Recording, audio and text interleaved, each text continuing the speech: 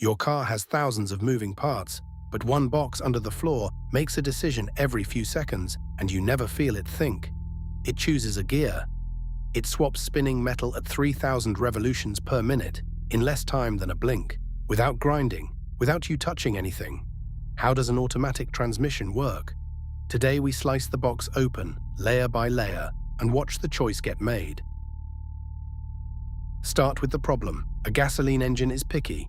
It only makes good power in a narrow band, roughly 2,000 to 5,000 revolutions per minute. Below that, it stumbles. Above it, it screams. But your wheels need everything from a crawl in a parking lot to highway speed. Gears bridge that gap. A low gear trades speed for force, like a long lever. A high gear trades force for speed. Something has to swap those gears. In a manual car, that something is you.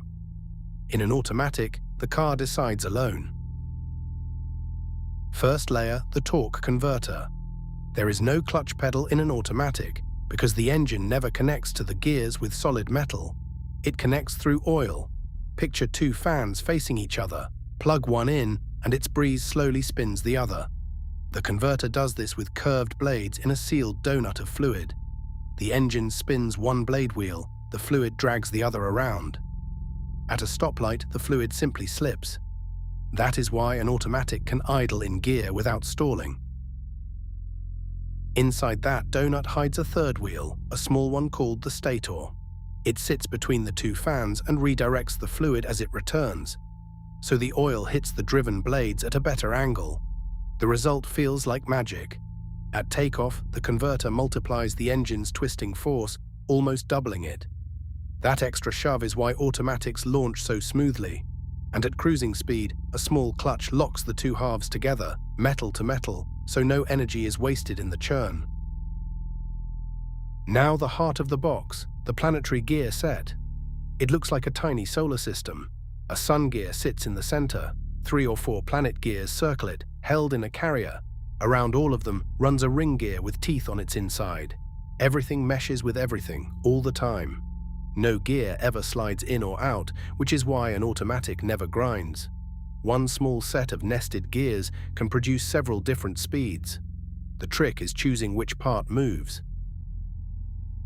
Here is the trick. Hold one part of the solar system still, and the other two are forced into a fixed ratio. Lock the ring gear, drive the sun, and the carrier turns slowly with great force. A low gear. Hold the sun and drive the ring, and you get a taller gear for cruising. Lock two parts together and the whole set spins as one solid piece. Direct drive. Stack 2 or 3 planetary sets in a row and you can mix ratios to get 6, 8, even 10 forward speeds. So what does the holding? Clutch packs. Each one is a stack of thin friction discs, alternating like a deck of cards. One disc splined to a spinning drum, the next splined to the part it must grab.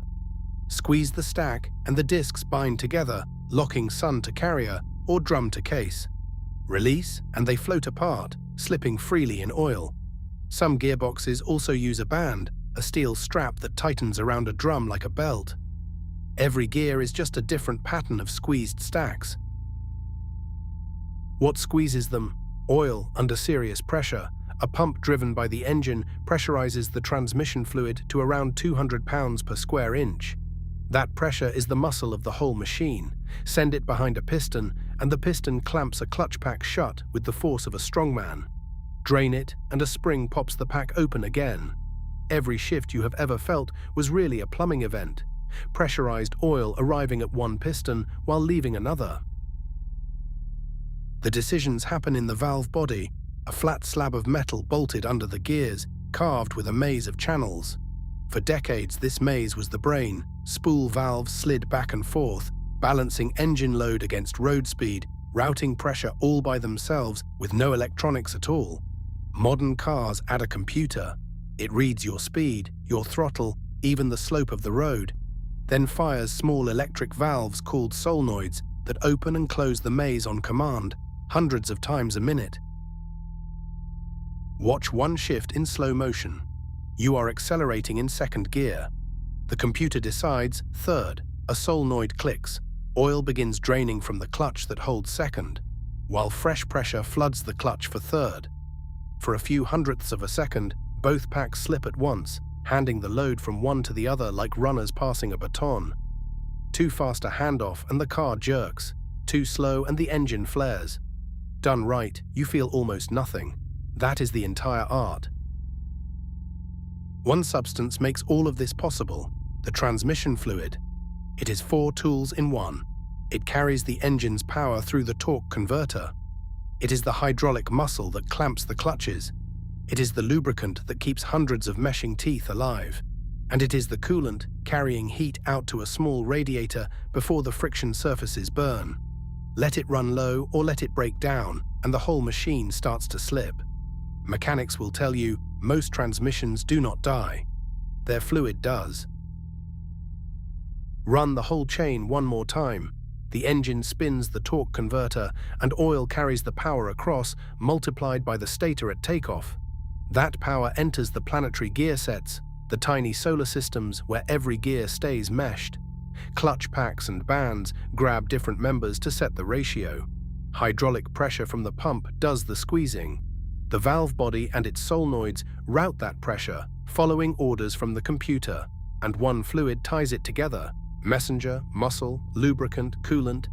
A gearbox that thinks, built from plumbing. Next time your car pulls away from a light, notice what you do not feel. No grind, no lurch. Just a quiet handoff, oil and steel making a decision on your behalf, dozens of times on every drive. If this made the machine under your floor a little less mysterious, subscribe. The Cutaway slices open one everyday system at a time. There is always another layer.